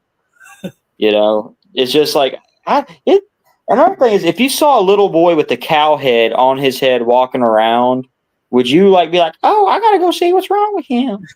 Makes no sense. No. Stupid ass. Well, I don't know. I would have. The worst crime it commits to me is that it's pretty boring. It's long and drawn out. It's long and drawn out. There's some okay kills in it, but it doesn't have the feel of a Texas Chainsaw movie. That kind of grimy redneck, crazy redneck family. It doesn't really have that feel to it. When you find out who Leatherface is going to be, it's just kind of like, well, okay, his face is messed up. He was shot, and so he's got this big scar on his mouth, and she puts this mask on his face to kind of hold his face together. That's my issue with it. To me, like the Leatherface to me is scarier if he ain't disfigured. What if he's just a crazy dude that wears people's faces? Yeah, well, that was the original. Or like it's like he wears, he wears faces for his personalities or something. Or like Ed Gein, who he's based on that killer Ed Gein. Ed Gein wasn't disfigured; he was just a crazy bastard that lived, Yeah. in a rural area. But in this version, his face is messed Yeah. up. So she puts this kind of leather strap mask on his lower jaw to hold his jaw in place or whatever. So it's like, well, that's the original Leatherface mask. I was like, nah, I don't buy that. That doesn't work for me. Boo. And yeah, it's kind of dull. I wouldn't recommend it. It's one you can skip over, without any trouble. But yeah, Leatherface, 2017. What a letdown that was, because I looked forward to that one too. It shit the bed. Now this one, the last one, Netflix put it out in 2022. I like this one. A lot of people shit on it. I like it too. It's just a dumb. What did you expect? It's a dumb, fun movie. Yeah. Leatherface killing zillennials or whatever the hell you call them. Why not? You're gonna be canceled. Now this one takes away the. It's just Texas Chainsaw Massacre. And once again, we're eliminating everything that happened before with all the other movies. This is supposed to be a direct sequel to the original Texas Chainsaw Massacre from '74. And yeah, I like the way it's shot. I like the Leatherface in it. There's some really good kills. The guy, he breaks his arm and then he uses the bone of his arm to shove into his neck. That's a cool kill where he grabs this guy's arm and he breaks his arm and then the bone that's sticking out, he shoves it into his neck and, killing him with his own arm bone. Yeah. The only complaint I have with it is the Sally character wasn't needed, but other than that was the complaint I was going to have. Is they bring back Sally? She's an old lady now, and she's hunting down Leatherface. From the first movie, she was so traumatized, and of course, her family was killed off. Her friends and family were killed off. Franklin was killed, and everyone was killed in the first one. So she's coming back for revenge. How many years? 40? How many? 50 years? 50 years later? Or nearly 50 years later, because this is 2022. She's hunting down Leatherface. And I don't know the actress's name that plays Sally. She's okay, but I didn't think it wasn't necessary to bring her back. It also, if she went through what she went through, wouldn't her mind be mush? Yeah. Well, then when you have the ending of the first one, she's screaming and laughing at the same time. She's lost her mind, Now she's this strong woman. She's determined. She's, she's. It also it felt like it kind of felt like the cheap version of Halloween 2018, but instead of Laurie Strode, they're like, we're gonna have Sally, and it's just like, I don't know. And there's that stupid scene to where she's like, "Do you remember me?" And he's like, But that's a good point. Yeah, I think maybe that's what they did. They were trying to do another version of that from Halloween, and just like this, traumatized in the original movie, but she's back and she's strong and she's determined and she's going to hunt down Leatherface. It doesn't work. It just doesn't work though. And then doesn't she just get killed like quick? He just kind of stabs her. What happens is he shoves a chainsaw into her gut and goes all the way out her back. He picks her up with the chainsaw and he's sawing her and then throws her to the ground. She's got to be dead, but she ain't dead. she comes back with a shotgun and she shoots Leatherface with the shotgun. And the final breath, she's able to shoot with the shotgun. But it's like after being, had a chainsaw shoved all the way through your body and then picked up with the chainsaw, that's so stupid. But I do like the ending shot though. I think it's like a self-driving Tesla and Leatherface cuts the sister's head off, and the Tesla's driving itself away. Sister's hair and shoves that chainsaw through her neck, and cuts her head off. It's a good shot, and it's almost. And also, I like the culture clash too, because you had like the redneck guy because it pisses people off, because I get like the Confederate flag, all that stuff, but I know people that aren't racist that I guess they just don't know the history of it, or you know what I'm saying? Like there's people that just had that stuff, and there's that big deal over the flag, and it turns out that he wasn't the bad guy they thought he was. So I thought that was kind of interesting too. Yeah, and as the lady that was it running like a daycare center for kids, and yeah, she was taking care of Leatherface all these years,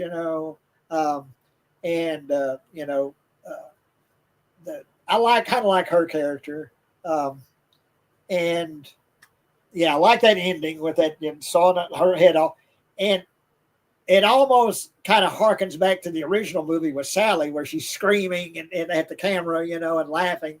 The shot of her looking at her sister, getting her head cut off, and that last shot of her where she's it kind of harkens back to the original movie, the ending, but yeah, I like the bus.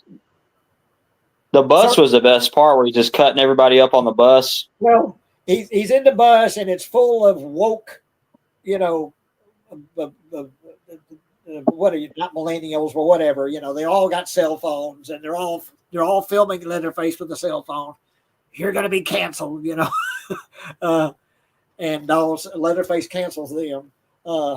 And yeah, the bus scene, I hear a lot of people, that's one of their biggest complaints about the movie, is that bus scene. Really? That was awesome. That one girl's trying to crawl out the window. He cuts her in half, and half of her body falls out. That's my favorite scene. It's my favorite scene. I liked it. I wish it was on a physical format instead of Netflix, but Yeah. And like I said, I know it pisses people off, but I kind of like to deal with the Confederate flags. I've seen arguments like that living in Texas. There's people like, oh, take that down. It's not my grandpappy's. Like, I literally seen that stuff. So to the people who say it's not realistic, it is. I've seen those arguments. Of course, the Dukes of Hazzard car, yeah, it's got the Confederate flag on the car. But yeah, I like this. If this is the last Texas Chainsaw Massacre movie we get, I think it's okay. I enjoyed it. I've seen it a few times. It's stupid. Most of them are stupid. Most of the sequels are stupid. It is stupid, but it's fun stupid, and good kills. I like Leatherface. Don't he at one point go and take a crap in the poppy field or something?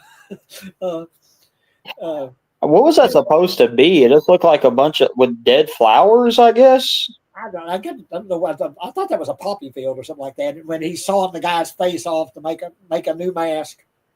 The only complaint I have, I have two complaints, is I would have liked to seen the two different generations interact more, like the new woke kids and the older conservative people. That would have been interesting.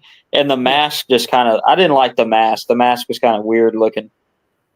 Yeah, well, he makes him a fresh mask, and I like the scene with the girl that when she's in the car or whatever, and you think, well, maybe she's going to make it. Maybe she's not going to get killed, and then he shoves that. How does he kill her? But he's through the window of or the door of the car with a shard of glass, I think. Yeah, don't they shove it in her neck? Yeah, or something like that. But I forget how he kills her. But anyway, it's like, oh, I didn't expect she was going to get killed. But but yeah, it's there's definitely worse versions of Texas Chainsaw Massacre.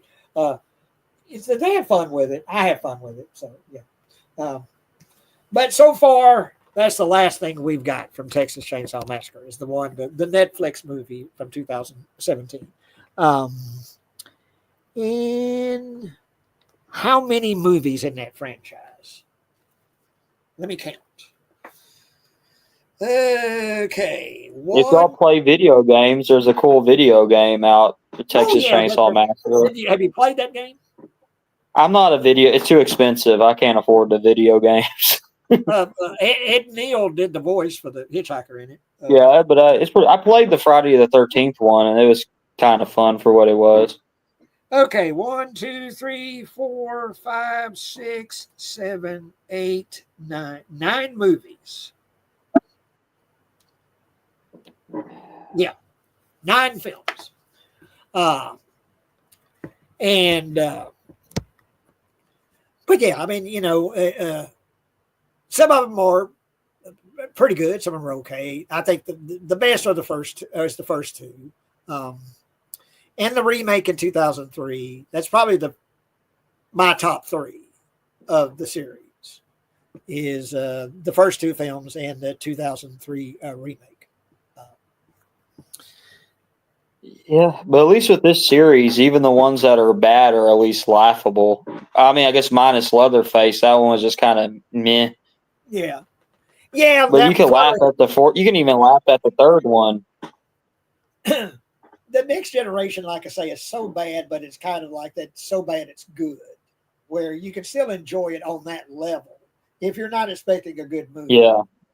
And if you're expecting something really stupid and weird and just bizarre and bad, but yeah, the Leatherface in 2017 is just boring and dull and.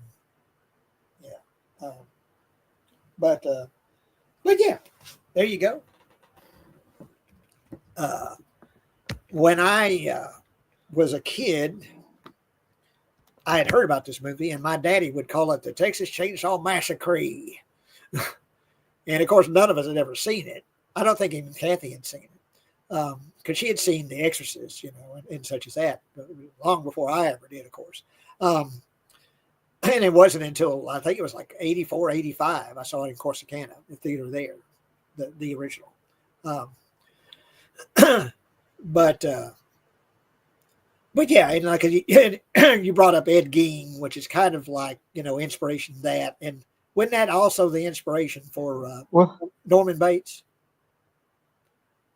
Yeah, it says so on the back of the book too. And I was thinking because when I was at Barnes and Noble, I'm like, if that guy wasn't a wacko and murdered a bunch of people, we wouldn't have got a lot of good movies and fiction. And I was like, yeah, it kind of makes me feel fucked up, but it's true. We wouldn't have got Psycho. Buffalo Bill and Silence of the Lambs too was inspired by Ed Gein. Yeah, there's so many movies inspired by him. But yeah. But yeah, this has been a good one to talk about. Yeah, we got an hour and a half, almost an hour and a half talking about Deranged, which is my favorite one. Deranged. Well, now I need to see that. I don't know if I've ever seen it. Yeah, you're starting to cut out. How about now? Oh, dude, Deranged is fucking awesome. You gotta see it. You know that old man from Home Alone that he's friends, that little kid becomes friends with? He's Ed Gein in the movie. Deranged. You'll never hear the old rugged cross the same way again after watching Deranged. I have heard. I got in trouble because I was in church one time and they're playing the old rugged cross, and I just busted out laughing because I was thinking about Deranged. They're like, Brandon, what are you doing? I'm like, I'm sorry, it's funny. You get deranged. Like, you're deranged. Go out in the hall laughing in the sanctuary when the old rugged cross is playing. I'm telling you, you watch that movie, you'll never hear that again. You hear do do do do do do. You'll start to think about Ed Gein eating people and being a weirdo. Oh gosh, old rugged cross. I think that was played or sang at my mother's funeral. I think Old Rugged Cross. I think that was Mother's favorite hymnal, Old Rugged Cross. So yeah, now if I you'll never hear. Well, they call him Ezra Cobb, but it's basically the Ed Gein movie. They have some guy. He looks like Fat Elton John at the beginning, and he's like, "The names have been changed to protect the innocent" or something. And so, like, there's a narrator, so it's really weird. Like, he just pops up every now and then to explain what's happening. He's like, we're in the cemetery now. This is where Ezra's digging up his bodies. And the old rugged cross plays, and you're like, you'll never hear it the same way again. When was that made, Deranged? I'm going to write it down. It was the 1970s.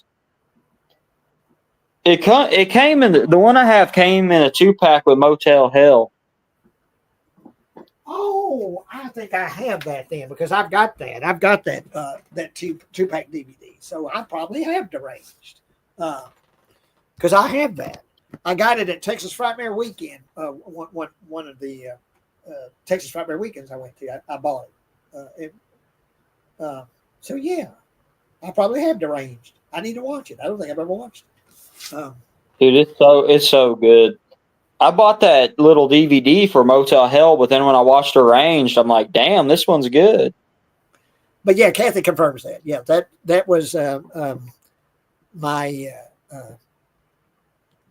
my cousin Carol, I think, sang it and played keyboard and sang "Old Rugged Cross." So yeah, you'll never hear it the same way again after watching Deranged. But like I said, I wasn't trying to be blasphemous, but I wasn't because they never played it. Because I was at a Baptist church, they never played the Old Rugged Cross that much. And then do.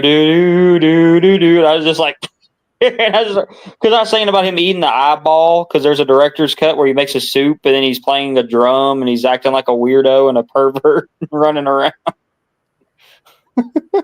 gosh. But well, before we wrap this up, Brandon, you got anything you've seen recently? Any movies you gave me the code for Nosferatu, so I can hopefully finally watch that movie. I really like the director. I liked everything he's put out, or that I've seen that he's put out. So I'm really anxious to see. I saw The Monkey, and that was amazing. I love The Monkey. The Monkey was awesome. That's one of those movies it left me wanting more, which is good, because normally when I go to the movies now, I'm kind of like, okay, let's wrap this up kind of stuff, But this one was really good and cartoony. Osgood Perkins, who is Anthony Perkins' son. He directed Longlegs, and he directed The Monkey, and I'm really anxious to see The Monkey. It's based on a Stephen King short story, and they really go overboard, like with the gore and stuff. Oh, Barnes and Noble is really hawking that Stephen King story up there, but that book was too expensive. I wasn't paying no $30 for the. I mean, it was a good sized book, but still, it was like it didn't tell you nothing about any of the other stories. It was like Stephen King anthology, and the big old monkey was on there because I guess that's the one that sells. I forget what the anthology was, a Night Shift or something like that. But it was, but it was like written so small. And then it said The Monkey, now a feature film, and it had a little monkey on there. And I was like, yeah, fuck all the other stories, The Monkey. But I've read the short story, so I really want to see it. I mean, because of the director, I really want to see it. So was the short story a comedy too? No, it was taken more seriously. This was like Evil Dead level comedy, like flamethrowers and all kinds of crazy shit. Yeah, it's cool that they did that. But yeah, no, the story is taken pretty seriously. It's monkey that every time the monkey hits its drum, someone dies. And yeah, Longlegs was excellent. Yeah, I really like Longlegs. But yeah, Osgood Perkins. So yeah, good. It was in the family blood or whatever, Anthony Perkins and his son is. He was and then I saw a movie. It's on Daily Motion. It's kind of hard to find, called "I Like to Hurt People," and it was a documentary made about. I haven't seen the movie, but I saw that available. Is that worth watching? Oh, I love it. It's a pro wrestling documentary, but it was back when they were still trying to convince people that it was legitimate. So you have like Dusty Rhodes and the Sheik, talking. He's like, I will fight the Sheik at the Olympic Auditorium or whatever it was. And the Sheik is chasing people. And he's like, I guess the Sheik was like in the 70s. That's way before my time. But he's like a terrorist or something. He has a turban and he's scaring people, Huh. Yeah, it's an awesome movie. I saw that, but I was just scrolling around. I saw that I Like to Hurt People. Has a cool song at the beginning of it too. But no, like I say, I definitely that's what I'm the next movie watch. I may not start it tonight because I'm old. I go to bed at 10:30. So. Oh, Nosferatu, that's a long one. Yeah, I know it's a long. It's a good one, but it's a long one. That's one of those movies where I had to pee really bad, but I was like, I don't want to miss nothing. I'm trying to sit, and then when I held it, then when I went to the restroom, I just like pushed people out the way and just kind of went. But yeah, but those were the two. Is this I like I said, I rewatched Red Dragon and Silence of the Lambs, and I like to hurt people, so and the monkey. Monkey. Well, like I say, my recent watch was Roots. So Hopefully, I'll see Novocaine soon. That looks pretty interesting. Have you seen the previews for that? I haven't seen the no, I haven't seen the preview. He's a man that has a medical condition to where he feels no pain, Oh, I've heard and of that. he has to rescue like this girl he's in love with. So he's like fighting people like at a McDonald's, and he sticks his hand in the fryer to grab the gun and shoots the dude, and he's getting stabbed and tortured and stuff, but he feels no pain. Yeah. No, I have. I've heard of that. Yeah, I don't think I've seen the trailer for it, but I have heard of that. Yeah, that's definitely next on my list. I want to see that one. That'll be pretty good. But yeah, well, okay. This has been a good one, Brandon. Kind of give some thought about what we can talk about next time. I was talking with my friend Darren about weird TV movies, all weird TV horror movies, like you said, Trilogy of Terror, Bad Ronald. There's one called Daughter of the Mind that was really good, but the picture quality's dog shit because I guess they took it from old VHS tape, but that's a good one. Well, I remember growing up in the 70s, there was always some kind of, cool old weird movie, made for TV movie, stuff like that. They did a lot of them in the 70s. There was one with Kim Darby that got remade called Don't Be Afraid of the Dark, and the Kim Darby one I like better than the new one because you didn't know if she was crazy or not. He's like, is she a crazy woman or is there really monsters coming to get her? One of the best is Dark Night of the Scarecrow. I love that one. Yeah. I've watched it here recently. And, that was, I remember watching it way back in the day when they showed it on TV. It's like, oh man, just as a kid watching that movie. And, but yeah, Dark Night of the Scarecrow. I remember my mom bought the VHS A Trilogy of Terror from Big Lots, and I remember thinking that little Zuni doll was the funniest shit. As a kid, it scared me. That thing scared the shit out of me as a kid. I was scared of Chucky, but that little Zuni doll, he's running around. And then, I think she throws him in a bathtub, and he comes out. He has a little knife in his mouth, and he's crawling out. He puts it in a suitcase, and he cuts his way out of the suitcase. And but yeah, but anyway, Thomas Swafford says the dead don't die is good. Yes, I like that. The director Jim Jarmusch, he made a movie and it was shot in black and white. That I really liked, and that's why I made Dawn in black and white, was Jim Jarmusch because of him. But yeah, The Dead Don't Die. It's got Bill Murray's in it. It's a zombie movie, but it's played for laughs. It's funny, but and I always like Jim Jarmusch, his style. He's an independent director. He has a very sort of, mid-range way of directing. People sort of talk almost like in monotones, but yeah, I like Dead Don't Die, and of course I love Bill Murray in anything, but he's in that. I'll have to check that out. You got Iggy Pop as a zombie, so it's worth it just for that. Oh, that'd be interesting. Yeah. He already looks like a zombie, so I didn't want to be rude, but yeah, I was kind of thinking that. They didn't really have to do hardly any makeup on Iggy Pop, yeah. But yeah, Iggy Pop's a zombie, but Bill Murray's fun in that movie, and it's a fun movie. Dead Don't Die. And he also said a cold night's death. Is this a Never heard of that. But yeah, I enjoyed Dead Don't Die. And I think that's on like the Amazon channel. Dead Don't Die. I'll have to check that out. The Dead Don't Die. That sounds up my alley. Yeah. Yeah, like I say, it's kind of a low key the way it's acted and directed. But I always like the director, Jim Jarmusch. Um, but yeah, I enjoyed that. I always liked black and white movies. There's one. It's a real fucked up movie, but Peter Lorre, that actor, the weird little guy. Yeah. There's one called M where he's a child killer, and the mob and the police are trying to catch him.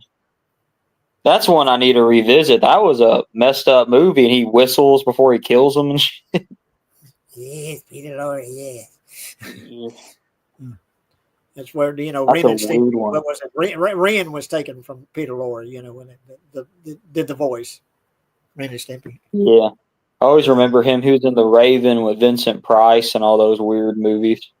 Yeah, and Thomas said it's a made-for-TV television with Robert Culp and Eli Wallach.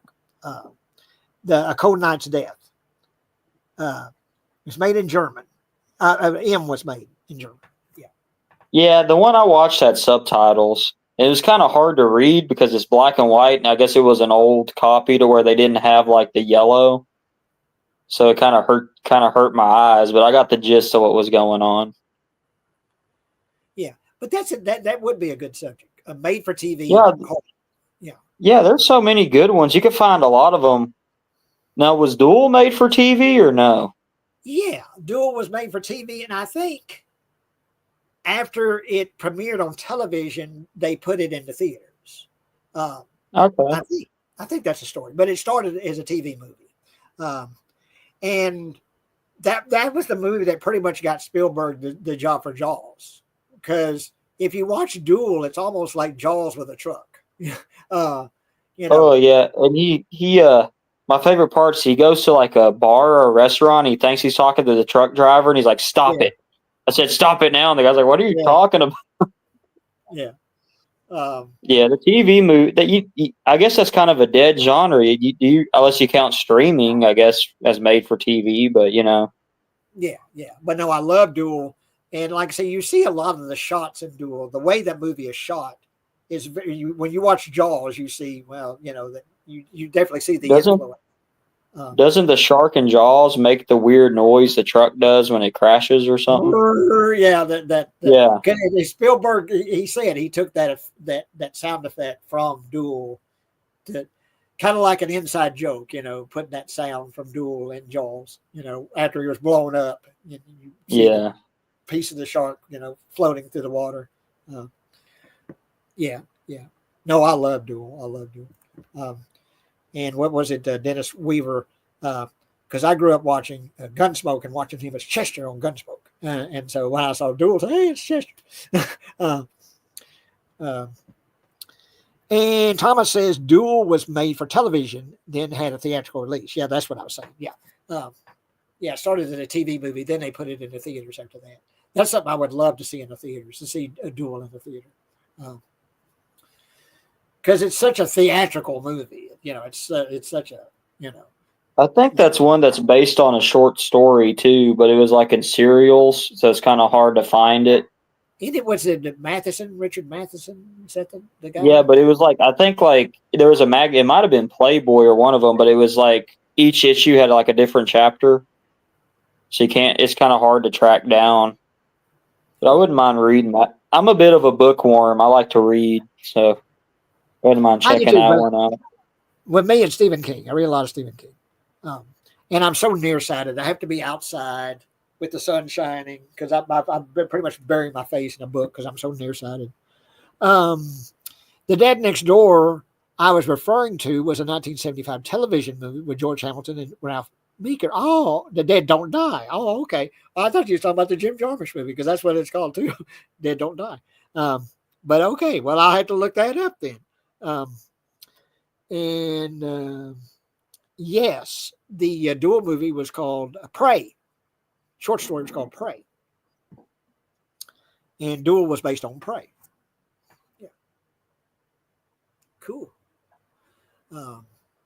That's something I'd like to read that. I like to read I would like to, when I get caught up on my books after I finish Psycho and How to Suffer in 10 Easy Steps, I saw a copy I saw a copy of Legion by William Peter Blatty at Barnes and Noble, and that's supposed to be way different than Exorcist 3, so I wouldn't mind reading that one, kind of seeing what the differences would be.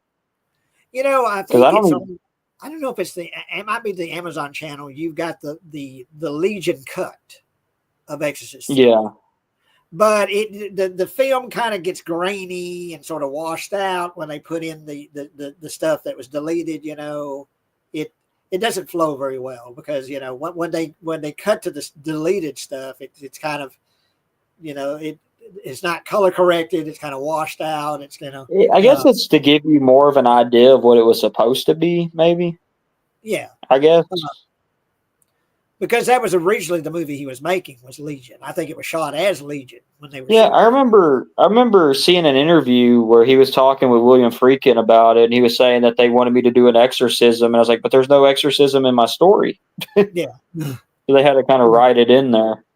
And I really like Exorcist 3, but you can see. Yeah, that's one of my favorite. And I think, is it the Legion cut to where it's just Brad Dourif? I kind of like that it goes between the two actors in the theatrical cut.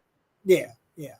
But that's something I'd rather people, if you want to seek that out and watch that Legion cut. Like I say, it kind of jumps. It doesn't flow very well because when you get the deleted stuff, that doesn't. It kind of looks washed out and kind of. But it's an interesting watch to see closer to what he originally intended, what William Peter Blatty originally intended for the film to be. Which I do really like Exorcist 3. I love the movie. I was surprised at that one. I was surprised at how good that one was because I kind of watched the Exorcist movies in order, and 1 to me is my favorite movie. I think it's the best movie ever. And then 2 was a turd. Oh my God, dog! There was a man in the grasshopper costume and all this to me, that's a movie that was just boring. I was like, this movie's boring. Is it over yet? And then the third one, I didn't have much faith, and I was like, damn, this is good. Yeah, it's good. A good story, and like I say, it wasn't originally supposed to be an Exorcist film, but of course, money. I think the film kind of gets weak when the exorcism happens, kind of, Yeah, and it's unnecessary. That part of the film is unnecessary. You hear when you see a lot of like lists of scariest scenes and stuff like that. A lot of people say it's got the scariest jump scare in horror movie history in Exorcist 3. Oh yeah, with that weird white nun with the giant whatever the hell that was. Yeah. And a lot of people say that's the scariest jump scare ever. Is that shot in Exorcist 3. Shit, we could go down the Exorcist series because if you want to talk about some turds and some laughably bad ones, you can definitely pick some out of that one. Well, namely the last one. Believer. Yeah. They wouldn't let me in.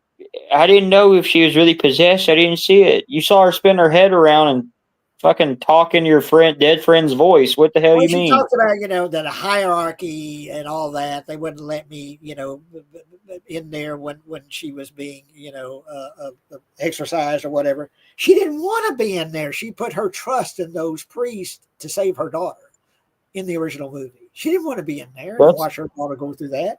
So stupid. That's one of those movies to where I had 2 margaritas before I seen it. Then when I watched it sober, I'm like, damn, them margaritas helped.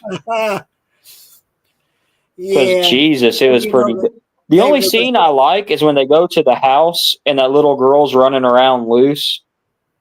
Because to me, that was one thing about the original Exorcist. Yeah, that movie's scary, but she's tied up. But if she is loose, to me, that's like, oh, fuck, Yeah.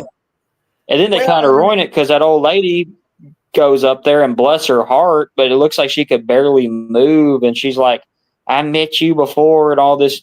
It goes back to that Halloween 2018 thing to where it's like, we're doing this shit again. We took somebody. Oh, you remember this person? Here they are now. Yeah. And she got like stabbed in her eyes or something. And it's just like.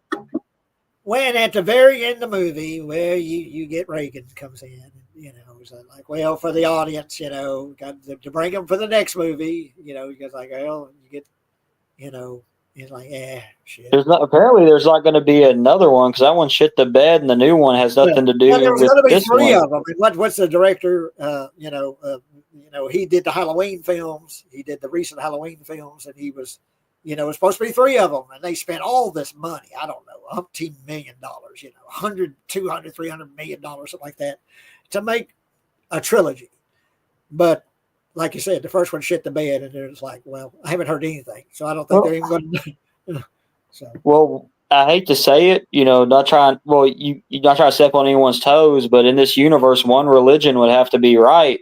Since Catholicism cast the devil out, wouldn't that be the one you need to choose instead of like all these weird different ones? Yeah, they get to use they use like pretty much everybody, every kind of religion,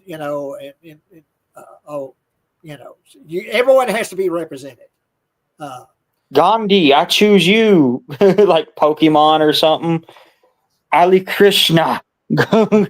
The Norliss Tapes is another good television movie with Ray Fiennes. Wasn't there a Psycho one that came out like in the 90s or something? Like a different Bates Motel? Yeah.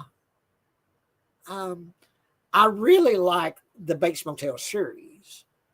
Yeah, but there's a weird TV one because I thought I was buying the TV series and I bought that by mistake. Huh. I don't remember it much, but it's like some people, they move into the Bates house or something. I remember there was a series, and it was also called Bates Motel, but it didn't last but just a few episodes. It wasn't any good, but I really like the Bates Motel series, the recent one. I really like that series. Well, okay. I guess we'll kind of wind this up. This has been a good one. Yeah, we hit our 2-hour mark. And I think you got a good idea for the next time we show up together is talk about made-for-TV horror films. I need to start doing some research. Because I was actually talking with my coworker about Bad Ronald. He's like, damn, that sounds cool. I'm like, yeah, but not too many people know it exists. I remember, what was this one? A guy turns into a snake at the end of it, and it's called That's the name of the movie. Oh. I never seen that one, but I remember I had an old horror movie book and it had like it talked about it in there. Yeah, that's the title of the book, the title of the movie. But yeah, I'll have to start doing some research, and but that's it. That's probably our next show is made for TV horror or made for TV. Yeah, horror, suspense, that kind of thing. Made for TV. I think I might have one of the Dark Shadows movies on a DVD. I think all those are straight to TV too. Thomas says had Dirk Benedict in it. So could you imagine like when Hastings was still in business or something? Do you have a copy of what? Oh, let me spell it for you. SSS smaller s smaller s smaller s exclamation point. I've got it somewhere. I've got that old DVD of it, and I need to find out how many S's there are. And I like the movie. It's goofy as hell, but I need to see that one. To the snake is really goofy. It's just. I need to watch that one. And there's a weird version of The Island of Dr. Moreau where Marlon Brando's in it. Someone told me he had a midget with him. That is a classic. Talk about the so bad it's good movie. No, they sold me Fat Marlon Brando and a midget. If you have not seen that, wait till you see it. You're gonna say this is the best thing I've ever seen when you're finished. I know, that's what I'm saying. They're like, I was sold. Marlon Brando's fat and he has a midget, and it's the Island of Dr. Moreau. Oh yeah, well that is a classic. Oh God, it's so well. Just the whole premise. It's Marlon Brando, fat Marlon Brando. And he has this, thing on his head that he puts ice in to keep himself cool. I'm a sucker for the fats because I got a bit. So when I watch UFC and when we had a fat champion, I was like, yes, you might not like it, but that's the premier male body, UFC heavyweight champion. His face is painted white. This this heat. I can't stand this heat. Is he supposed to be like an albino? I got to see it. Yeah, I know. You've got to see Fat it. Marlon Brando. And basically the character that Mini-Me came from as an inspiration is this little bitty guy, little tiny little. Oh hell, I got to see it now. Yeah. So he has like and he was the inspiration for Mini-Me because at one point Marlon Brando's playing the piano and his little Mini-Me he's got a little tiny little piano and he's playing the piano. Well, oh God, I didn't know. If you haven't seen that, man, you've got to see that's that. on my list. I got to check that out. Yeah, put that way on the top of your list. You got to see that. Put that high on your list. But okay. I guess we'll sign off here. This has been a good one, and we've got a good idea for the next one. And I'm going to start doing my research. And go get you some Sapporo Japanese lager. You get some interesting stuff there. The suggestions on the beverages there. Yep. But well, thank you, Brandon. Really good insight. Anytime. I could talk about movies all day.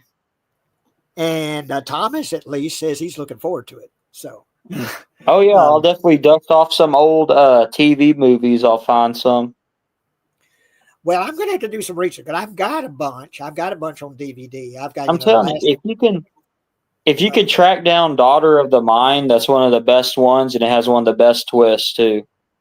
Daughter of the Mind. It's about a dad. He loses his daughter. It's a horror movie, but it's not like a scary. The ghost isn't. It's his daughter basically. So he's trying to come to terms with his daughter's death, and it's kind of touching. It's kind of touching up until the end, you know.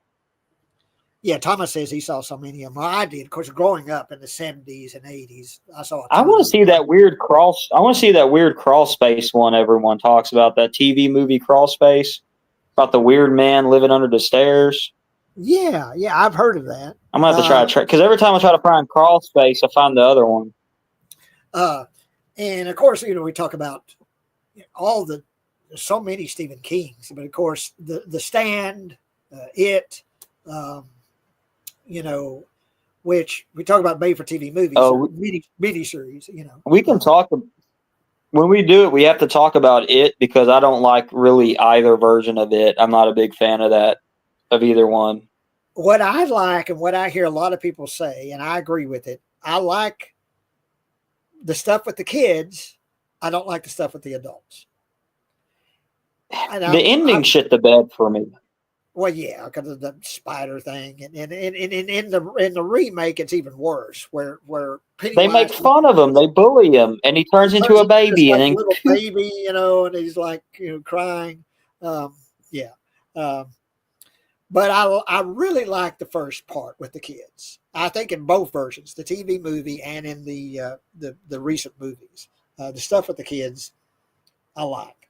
I don't like the stuff with the adults. And then I've read the book a few times. It's a huge book. It's like big, Yeah, I see it. I never read the book, but it's. I always got Pet Cemetery and the other ones because it's like, dude, I have to be on vacation to read that. That's going to take a while. I like the book, but I kind of have the same feeling. But yeah, that could be our next one. Thanks everybody for watching. Yeah, but anyway, let me catch up here. Mystical, hey Mystical. They should have left the Beverly gangbang scene from the book in the movie. Yeah, well, that is, if you've read the book, you've got. There's a gangbang in the book. You've got a preteen gangbang in the film. Yeah. Ew. What's her name? Beverly, the girl with the Losers Club, Beverly, and she decides, well, in order to have the strength to battle Pennywise, I've got to have a part of all of you inside me. Basically, she says something to that effect, and it's like, well, how would we do that? And she says, well, you got to do this, and there's a gangbang. The Losers Club take their turn. What the fuck? Yeah. And reading the book. That makes no sense. I was like, holy shit, Stephen King. This is like, you're going too far here. It's like, Holy shit. Yeah. You know, but yeah. And of course, it's nowhere to be seen in the TV movie or in the movies. But yeah. Jesus Christ. Yeah, no wonder. That dude's face. Joking. Um, but yeah, we'll definitely have a lot to talk about with that. But yeah, I guess that'll be our next one we do. Probably be about another week or so. I'll keep in contact with you when we think it'll be a good day. Okay. And I need to do some research, and find some titles. Yeah, I'm gonna try to track down that Crawl Space movie because I always heard about that for years. I just never seen it. Could never find it. Yeah, I definitely have heard of Every it. time I look for it, it's that other one that's famous. So, But but okay. yeah, I look forward to it. Thank you, everybody who tuned in today. And talking about the Texas Chainsaw series and all the other stuff we've talked about. Please hit that thumbs up. Please spread the word. If you like what you're seeing, let other folks know about it. Get people to join the channel and join in on the show. And we will see y'all soon. And it's been beautiful weather here in Texas, and it's supposed to stay beautiful like for the next 10 days or so. So, yeah. Really enjoying the weather and just Hoping it. so see you guys soon. Bye.